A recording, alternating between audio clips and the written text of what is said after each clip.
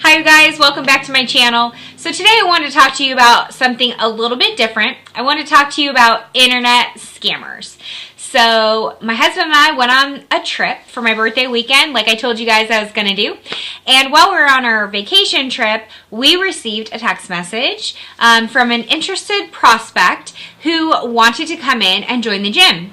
And if you guys don't know or are unfamiliar or new to my channel, my husband and I, we own a gym. He provides fitness training and I provide nutritional guidance. We do that in the gym and we also do that online. So part of what we do is we also put our information out there for anybody to contact us, and we do offer that 24/7 guidance. So, long story short, this video is basically to try to help other people who might be on the internet, who might be having a small business as well, and to try to let them know and have some awareness about this internet scam, because quite frankly, I was pretty bummed that somebody was trying to do this to us. I do know that it happens, so, you know, that's just how things go. But I thought, you know what, I'm going to make a YouTube about this so that other people who maybe don't know anything about it could learn something from my experience. So hopefully that's what happens, that you learn from what I have already experienced, and then it will save you some time and trouble in the future. So what happened was my husband, Eric, he got a text message on our business line from somebody who was interested in purchasing personal training for their 3 children. And so they wanted to have a quote. So we texted them back a quote of how much that would be for personalized training for the days that they were looking for and the allotted times that they were looking for. But instantly right in the beginning, I noticed that they were very quick to respond, and after they would say something, they would send like 3 question marks afterwards, as if we were not responding quick enough.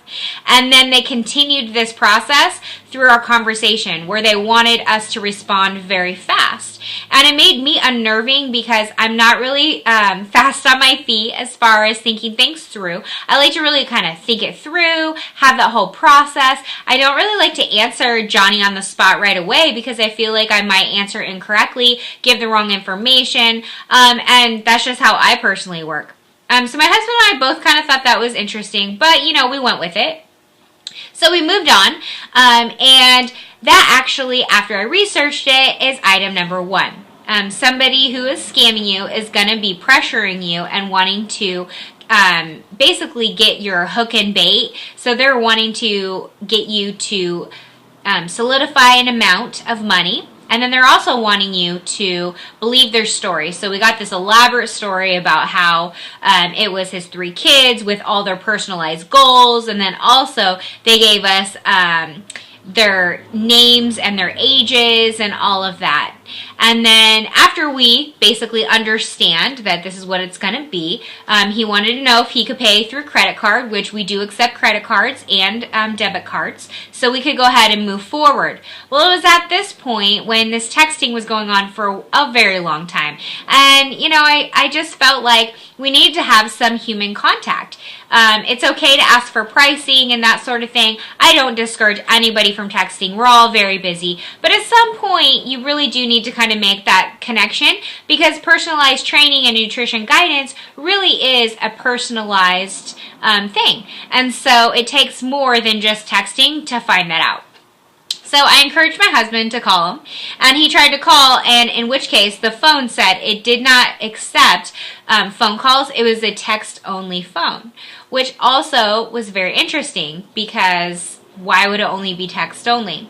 So my husband wrote him that, you know, I really would like to talk to you about your goals and your what you're looking for, and could we go ahead and talk on the phone?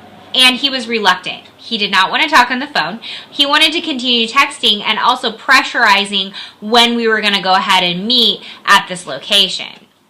So it was at this time that, you know, I suggested that we go ahead and just say if he's interested, he can show up at our location at this very specific time, which is right before we have class times on every day.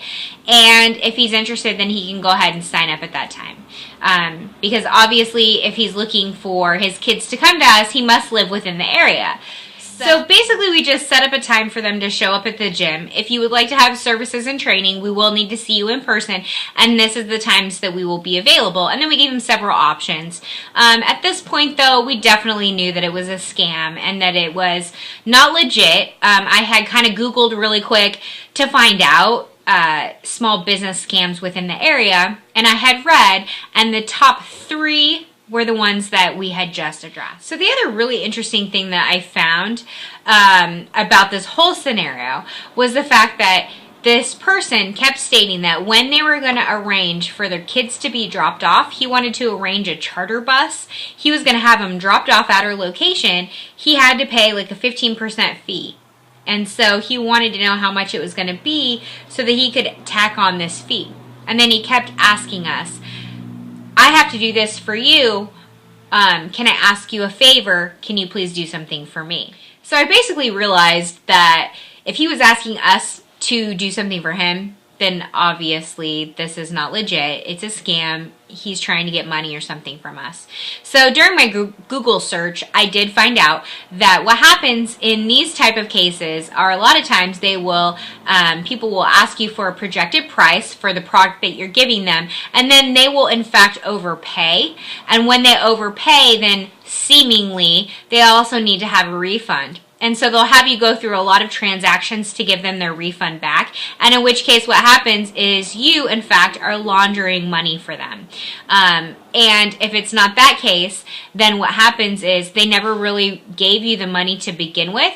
And it is, it's a reverse transaction. And so they're getting the money back that they never paid in the first place.